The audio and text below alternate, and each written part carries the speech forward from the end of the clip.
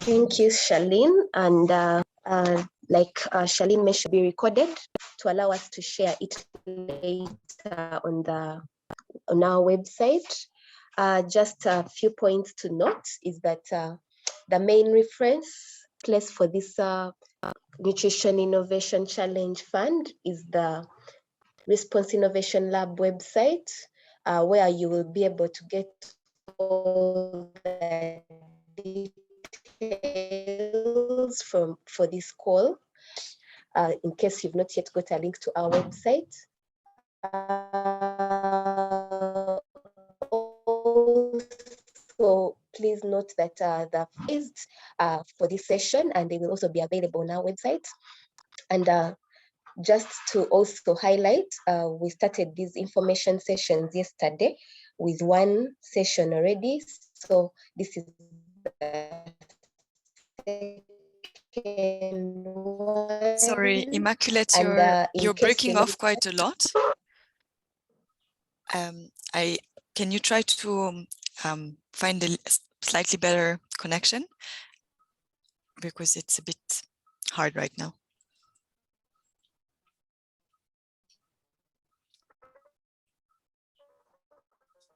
Hello? Sorry about that. Let me try. Hello, Charlene, right. Are you now getting me? Yes, let's give it another try. Thanks. Okay. Sorry about that. I don't know where I lost it from.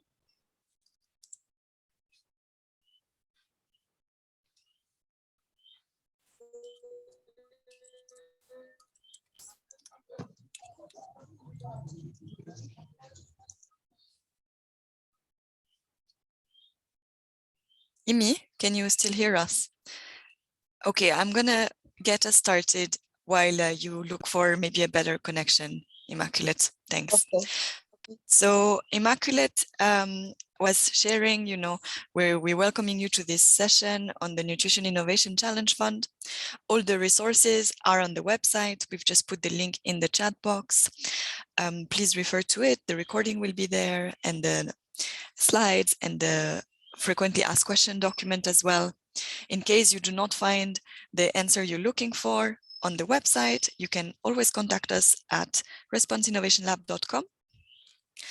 And we will get started on this session in a second by showing you the agenda and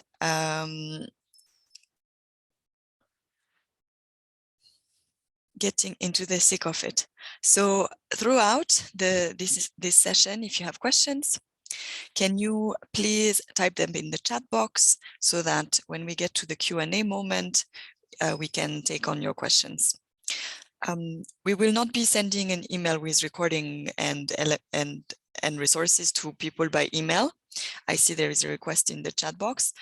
To be transparent and fair to every interested participant, the resources are on the website, and it's up to individual participants to access them, please.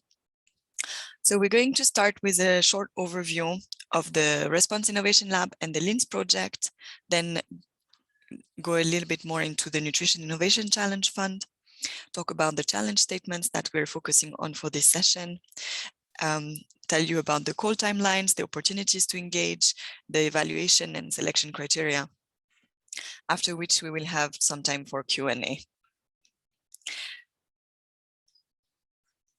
So the main thing to start us here would be to thank you for making time.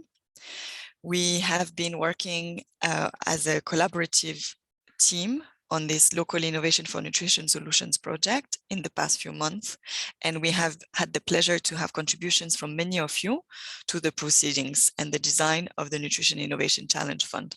So thank you for those of you who've been on this journey with us for a while. For others, you're very welcome. So for those who have been with us for a while, I apologize if some of this you've heard before, but let's give the benefits to every new person also to hear about the background. Response Innovation Lab is a global collaboration. We have been founded by Save the Children together with World Vision, Oxfam, and Civic to focus on supporting innovation in humanitarian response contexts. We are acting as a platform to facilitate innovation in specific context. And in the case of Uganda, we have a strong focus on the refugee response. Our objectives include facilitation of interactions between innovation actors of all types, national and international innovation actors from the civil society side, the private sector, the academia, together with humanitarian responders, and very importantly, bringing a voice of the affected communities to the table. We are really trying to pay a lot of attention to supporting localized solutions that have potential to transform the ways assistance is provided to crisis-affected persons. We work across various sectors, but in the case of this project, we have been focusing on nutrition for the past year, and we've been applying our specific methodology. This is a methodology that is being rolled out across all our labs in the world right now. So in Uganda, we're a lab hosted by Save the Children. In Somalia, we're hosted by World Vision, in Iraq by Oxfam, etc. And we have come up with an approach that supports innovators entering humanitarian responses, which starts with the mapping and convening of actors. This is the work that has been done to date, and that is bringing us together today around shared humanitarian challenges. And in this case, specifically, the focus is on chronic malnutrition in refugee and national hosting communities. Chronic malnutrition has been identified as an area where innovation is needed to overcome the persisting challenges, and also an area where we are convinced there's a lot of innovation to be embraced and taken on board in the emergency response. Moving from this challenge identification, we hope to support creation of partnerships in response to those challenges and to invest in the support of some innovative ideas so that we can really learn what is working and how we could tackle malnutrition better. Back to you, Immaculate. Thanks. Thank you, Charlene. So sorry, my connection got disturbed a bit, but hope this is clear now. Yes, very good. Thanks. Okay, so introducing us to the local innovations for nutrition solutions in all LINS project. It's a 2-year project running from 2021 to 2022. It is funded by Innovation Norway and implemented by the Response Innovation Lab in collaboration with Save the Children, who are our host in Uganda. Our major objective for this project is to find and test innovative solutions to sustainably reduce chronic malnutrition in refugee hosting communities. And we are going to mainly focus on local and market-driven innovations, and we will be revolving around food access, availability, affordability, and utilization. And if you look at all these dimensions, they lead to stepping up of food security in these communities. Our future pilot locations, just like the map is showing, is Rhino Camp, refugee settlement in Arua, and Shaka 2 refugee settlement, which is located in Chegegwa district. Our target is vulnerable households and Ugandan households that are surrounding them, the refugee hosting communities. We mainly focus on the children 6 to 24 months. That is called also the window of opportunity from the first, that is the first 1,000 days of life. And why are we focusing mainly on the first 1,000 days of life? It's because when chronic malnutrition takes place, when it happens in this period of time, the effects are irreversible. So they will happen for a lifetime. Yeah, thank you. Next slide, Charlene. So diving into the Nutrition Innovation Challenge Fund, which is our main topic for today. It will also contribute to our major objective of finding and testing innovative solutions to sustainably reduce chronic malnutrition. And like I earlier said, we will focus on the window of opportunity or the first 1,000 days of life. And for those to whom this is not very clear, we mean the time from conception to the second birthday of that baby. The fund will take up to 5 pilots, and the total envelope for this fund is 200,000 US dollars. That's in total. But a minimum of 20,000 US dollars will be given in case we get up to 5. And in case we get only one single pilot, we will support that pilot with 200,000 US dollars. Implementation will be in Chaka 2, and it will start in 2022. So some of the benefits for this fund, in case of a successful pilot, we will support them with funding and innovation management and acceleration of their ideas. And then, of course, learning, evaluation, adaptation, impact measurement will be part of the support as well. And then ecosystem linkages, not only to the different nutrition and food security partners, but also to Save the Children, which is present in all these locations. Yes, Charlene, next slide. So the solutions that we are looking out for should be sustainable, and by sustainable, I mean they should be easy to accept by these communities, and they should be able to utilize the resources, the locally available resources in these communities, and they should be able to continue even past the implementation phase. Satisfactory proof of concept is very key, and of course, we are looking out for those that are very innovative. And by locally rooted, we also mean that these innovations should be able to use those resources that are already in these locations, and also be accepted by the communities in place. Collaboration is very highly recommended between the different partners. And then these innovations should also be market driven to address the issue of sustainability and prevention of losses. Yeah, next slide, thanks. Over to you, Charlene. Thank you, Immaculate. And overall, those principles on the types of solutions that we're looking for are really driven by the focus on trying to find solutions to chronic malnutrition that are a little bit different from the ways humanitarian assistance has been provided to respond to that challenge so far. Very often, some of the interventions to date are focusing on distributing complementary foods free of charge, and are also focusing on providing sensitization and counseling on nutrition, health, care practices. But once the project ends, the activities end. So this is really the core cross-cutting challenge that we are trying to overcome with this project, but with a specific focus on 3 sub-themes in the field of nutrition, which are as follows. How might we enhance positive behavioral change and lead to increased uptake of good care practices during the first 1,000 days of life?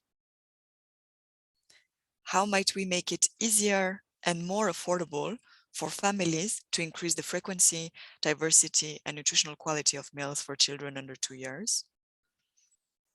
How might we optimize and stabilize household access to diversified, well-preserved, and nutrient-rich food for vulnerable households with children below 2 years? And we will be looking for innovations, sustainable innovations, solutions that incorporate clearly some measures of the success they intend to achieve during the pilot.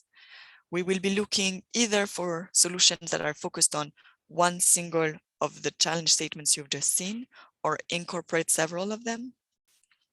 We will be really looking out to how you can explain how the innovations will be tested in the community and how relevant they are for those communities, and more generally for Uganda's system beyond an initial pilot activity.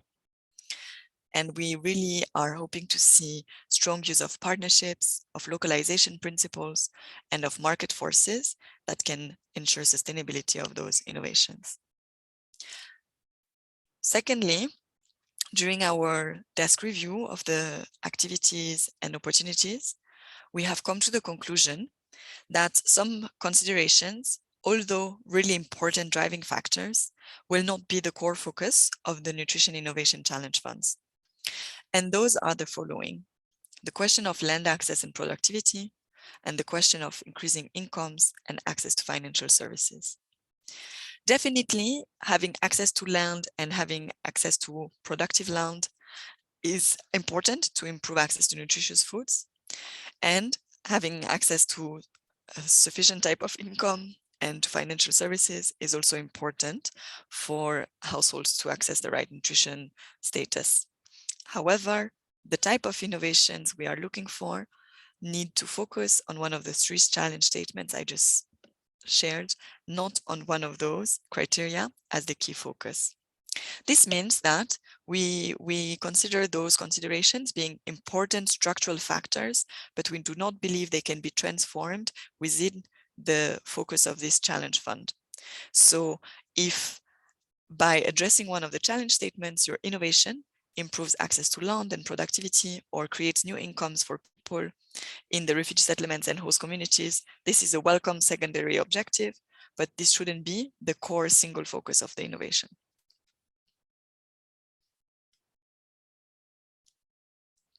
We're just going to spend a few more minutes on each challenge areas. And if you have questions, please do drop them in the chat as we go. So first, Nutrition Innovation Challenge. How might we enhance positive behavioral change and lead to increased uptake of good practices during the first 1,000 days of life? And here, we just want to give you some examples, but you can see the challenge statement is formulated in a quite open-ended, broad way. This is on purpose because we are hoping to be surprised by the innovation and the creativity that you will come up with when you apply with solutions.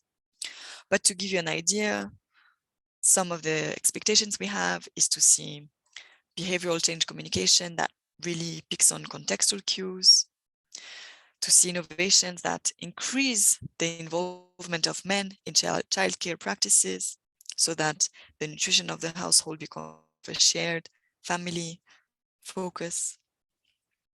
We are hoping to see maybe new approaches like social marketing or new technologies being used to improve the uptake of those good care practices, maybe digital tools.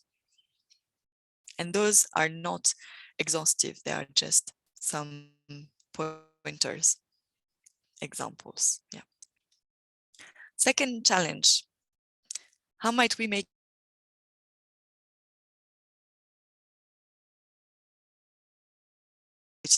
for children under 2? And this is based on the fact that in settlements, also in many Ugandan communities that live in rural areas and have relatively low incomes, the family often shares a single joint meal per day, which is not how young children should be eating to ensure best potential for development. And it's also not making sure they access the right type of nutrients for their specific age. So we're looking to find from the applicants solutions around, how can it make it easier for families to access these nutrient-rich non-staple foods, including outside of markets? How can they be empowered to prepare those meals in an easier, more frequent way? Can we bring access to complementary foods to the households a little bit closer to the households and at a cheaper price so that it's easier for them to decide to purchase those foods? Can we see solutions to reduce cooking time or make it easier for the household to conserve the food at the household level so that they can feed the child a couple of times a day instead than just once? And finally, the third challenge. How might we optimize and stabilize household access to diversified foodstuff for the households with children below 2 years? And here we are expecting that there will be technologies that can reduce harvest, either pre-harvest or post-harvest losses. The current situation in the target areas is that a lot of the food gets damaged very early on in the production process and before it reaches markets and once it reaches households. So it's really deteriorated, losing in its nutritional content and even being not fit for consumption anymore once it reaches the market or the house. We are also expecting to see maybe solutions that can support refugees to take up food processing and micro enterprises around the value chain, which may help make access to those foodstuff closer to the household, but also support them in generating income around these solutions. We are also expecting to see access to markets being improved through logistical solutions.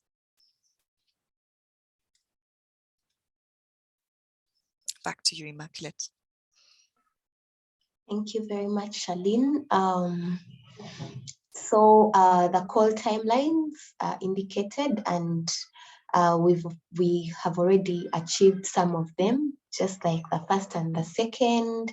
The call was launched on Monday, and we've been able to conduct these information sessions. Then moving forward, we will be having matchmaking sessions, and later on we'll have individual consultations for all those that are willing to engage with us further or have any questions around the call that could not be addressed maybe on the website.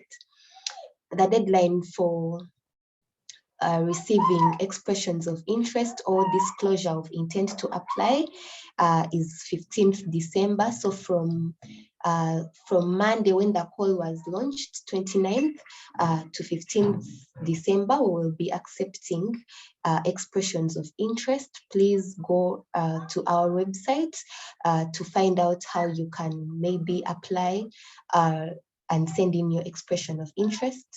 Then by 17th, we will be open to receiving full applications or proposals, and this will be strictly by invitation. So when we get the satisfactory EOIs, we will be inviting those applicants to submit their full proposals, and the deadline will be 23rd of January 2022. From Feb to March 2022, it will be selection process and concept finalization. Please remember that this call is open to all types of legally registered organizations or individuals. So it could be a consultant, a private sector organization, CBO, name it, they are all welcome. Then you can apply as a single applicant or in a partnership.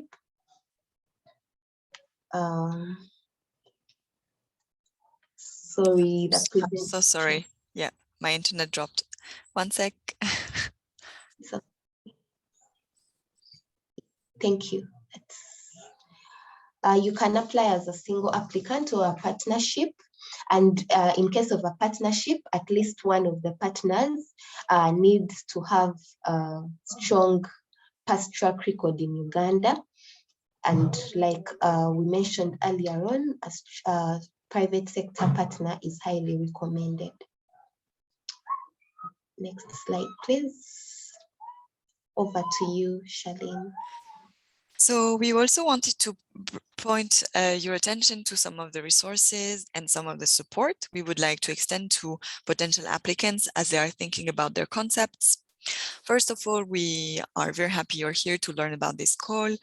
The recording and the slides will be on the website, and also from next Monday, you can read the full call guidelines on the website as well. Please take a moment to have a look and read through. We're also making available a range of resources to help you deepen your understanding of the challenges that are the focus of this call. The desk review on nutrition challenges that was conducted in partnership with the Busara Center for Behavioral Economics is already on the website, and we highly recommend you have a look. It is really critical for the applications to to be well informed about the challenge at hand and how they can differentiate themselves from what is already being done. We're also going to be adding challenge maps on the website to make you think about the interconnected factors that lead to the difficult nutritional situation. Then we are also going to support you in connecting with partners. So first and foremost, we really encourage you to think about, what you can bring to the table and whether or not you need an additional partner for the implementation of the solution. And if you want to work with another organization but do not know the relevant one, we want to support you with identifying them. So we will hold a matchmaking session on the 8th of December. The registration is already open. It will be a 2-hour online session. We will be sharing also with you some resources, a report on the nutrition innovation ecosystem mapping, which outlines different stakeholders active in the context of the nutrition scene in Uganda.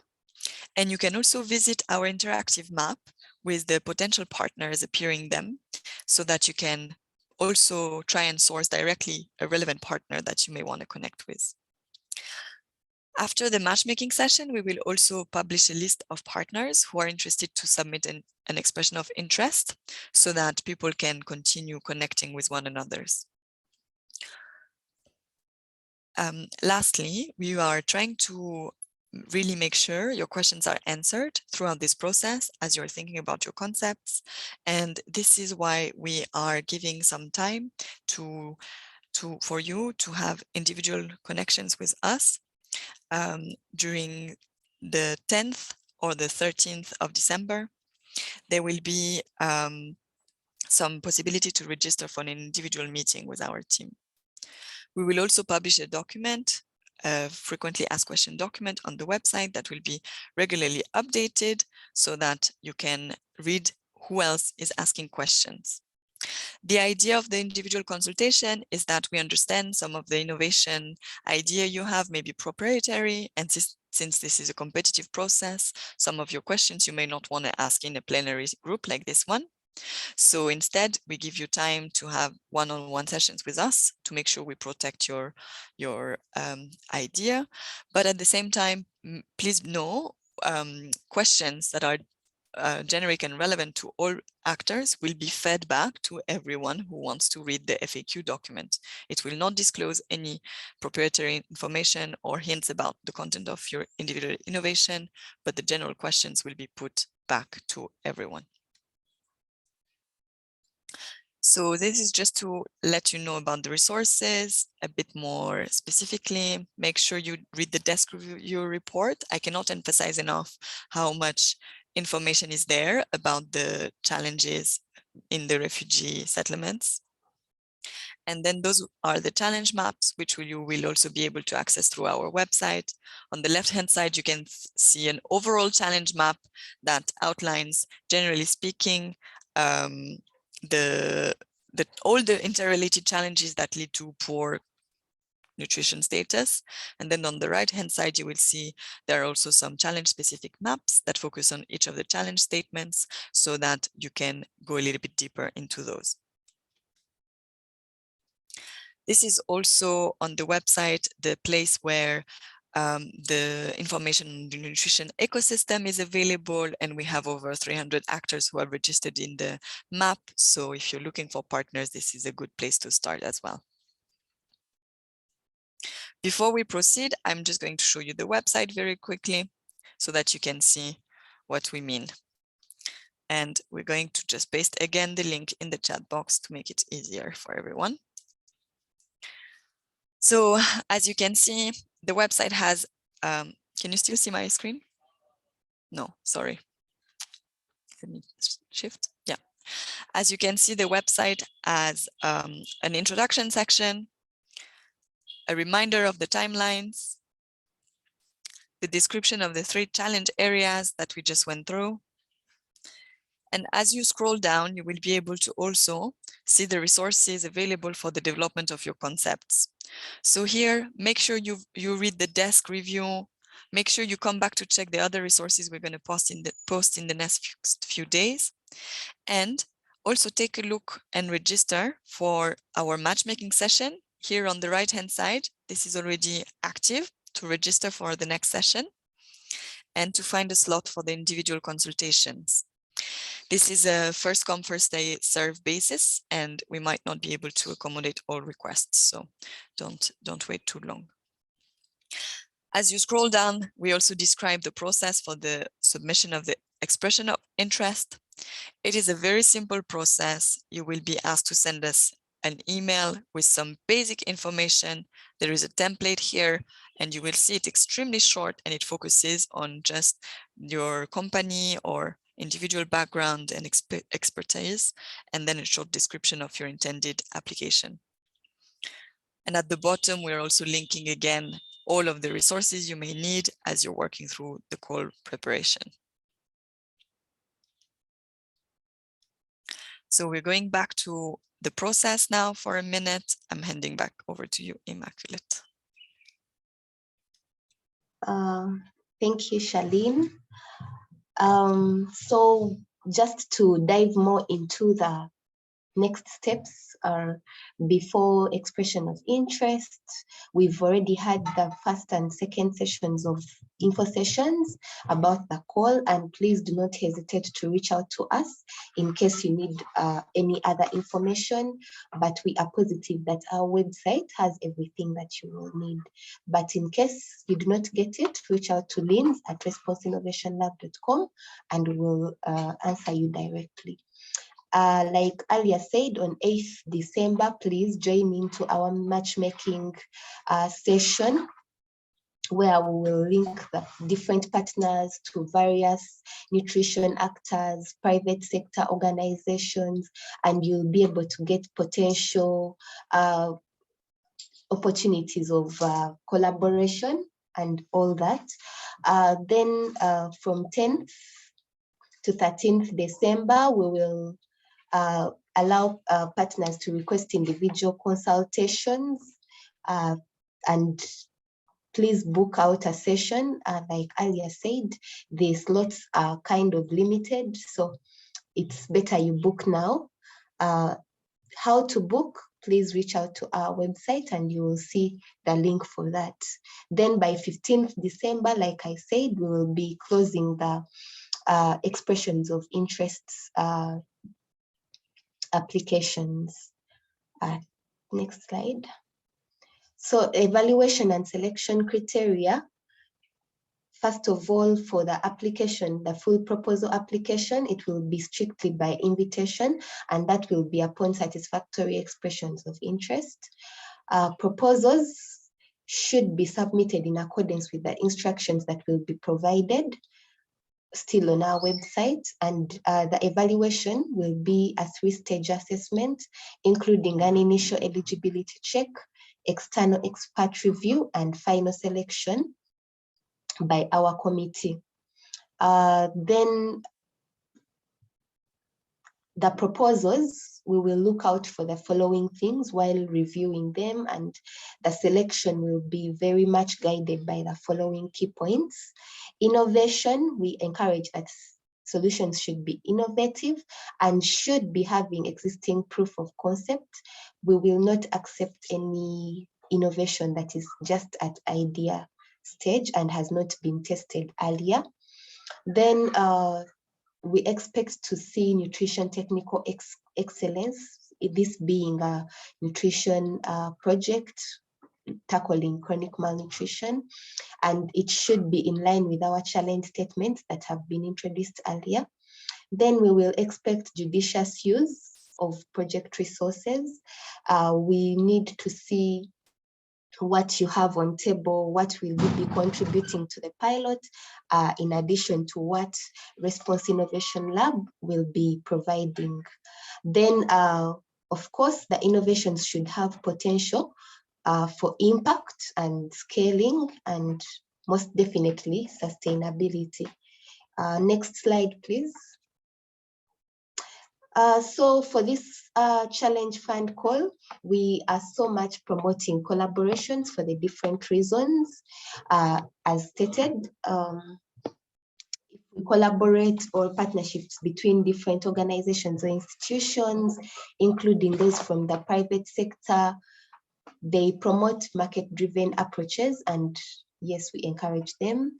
Then they also further integrate innovative approaches to holistically address food insecurity. We know that this is a very broad term, and it requires input from different sectors to be able to holistically address it. We will focus mainly on children under 2 and our core challenge statements like mentioned earlier.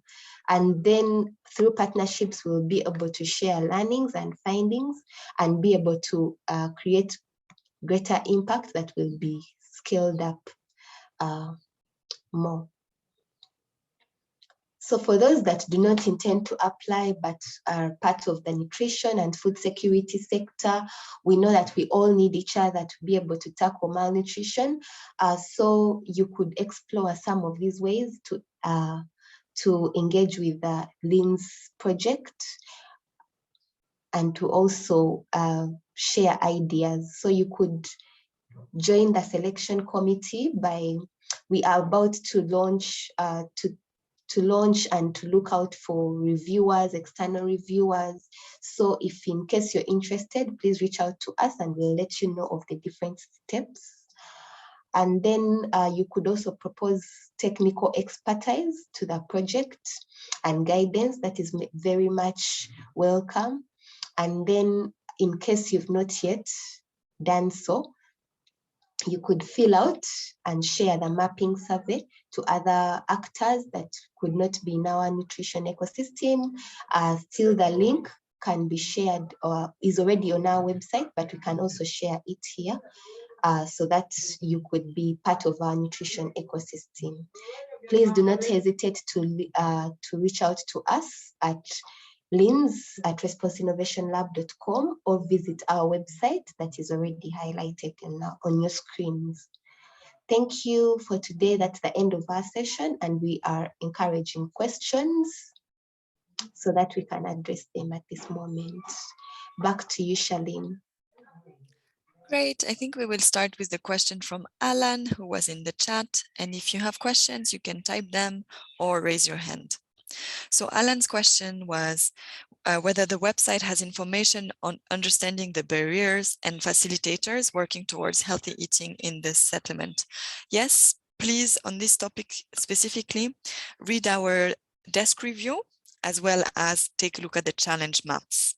And based on this, if you have further questions, you can always share them with our team. But those should be pretty detailed, supporting information on those specific questions of barriers and facilitators. Do we have other questions amongst the participants? Angela, please. Yes, go ahead. My question is just some clarity, because you mentioned that there's first expressing like your interest in the innovation, and then later on, if you're selected, then you present your proposal. So how are we supposed to apply, like to present our interest in the innovation? Okay, so you can go to the website, like we were saying earlier, and you read the details on how to submit your expression of interest. It's very simple. It's outlined here that you have to email us by the 15th of December, filling out the couple of questions that are outlined here: overview of your organization, location, area of focus you want to work on, short description of what you want to do, focal point person. And you can either put that in an email or use the template that is linked here. If this is not clear once you visited the website, please get back to us. And then I see there is a question on Ronald. Can a solution be on teaching people how to perfect farming, showing people what is missing in their diet and how to grow it? Thanks, Ronald. That can be a solution, but you would have to make a case as to how this specific solution on teaching is different from what is being already done. There is a lot of work being done in the refugee response and in the rural communities to help people access learning and skills. And it, you know, if this is your area of focus, you have to be able to demonstrate that your way of doing it would be quite different from what has been tested before already. Thank you. Then I see a question from another Ronald. Yes, the recordings will be on the website. We will post them tomorrow after we've processed the data from the meeting. And Ronald, on the concept template, it gives an impression that the call for proposal is not so complicated. So yes, thank you, Ronald, for appreciating our template. It is indeed a very simple first step to express your interest, and we hope you will find it simple. We have wanted to make it accessible to everyone. However, the full proposal will require more work than this, for sure. This is a significant funding opportunity with a lot of potential, and we will be needing, if you decide to go ahead with a full proposal, we will be needing further information. So if you apply, then we will send you the documents that need to be filled to provide a full proposal and get a chance to be selected. But for this first step, yes, we're just interested to hear from you, who you are, what you want to do, and how we can connect.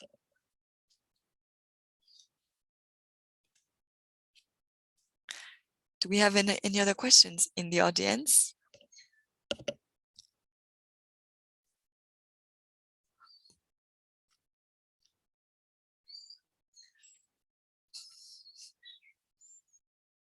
I'm not seeing any hands. We can give it another sec.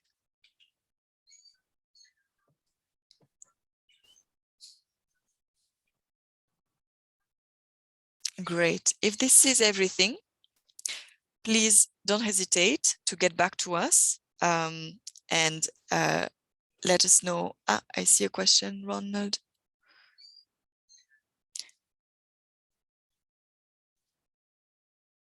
Can you elaborate your question, please?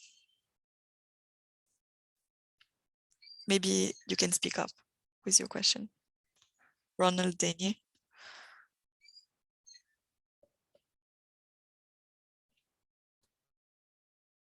Okay, can you hear me?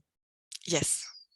Okay, I was trying to ask for those who don't go through in case after applying, but their innovation is brilliant or is something you can think about maybe as an addition on the chain.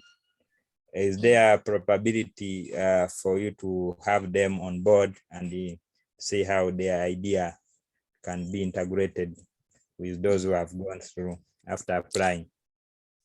Thanks, Ronald, for bringing this up.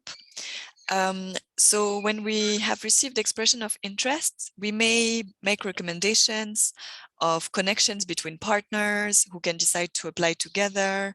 So that might be an option to, join teams, join forces.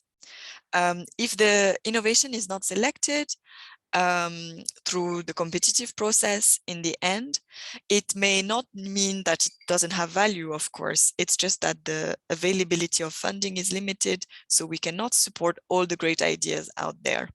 And in that case, we are happy to see if we can make recommendations on maybe other funding opportunities you can look into, try to connect you to other partners, etc.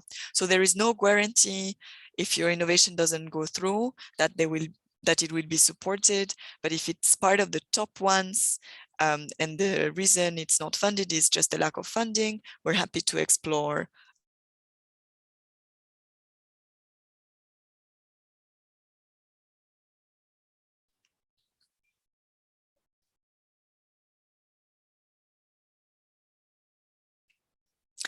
Thanks everyone for taking the time to connect with us this morning, and we look really forward to seeing the expressions of interest. We also hope you will register for the matchmaking session where we can go a little bit deeper into challenges and into connecting with one another. Please visit the website or email us, and we will see you soon.